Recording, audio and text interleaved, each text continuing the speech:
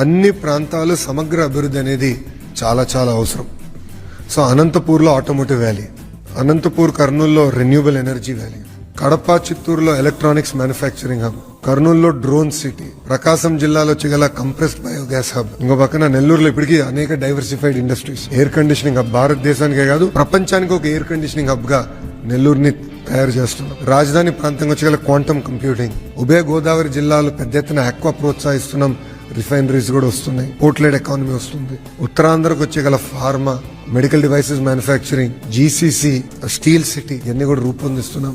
ఇక్కడ కేవలం ఒక కంపెనీ తీసుకొస్తాం మా లక్ష్యం కాదు, మొత్తం ఎకో సిస్టమ్ తీసుకొస్తాం. టైమ్ లైన్స్ అడిగారు.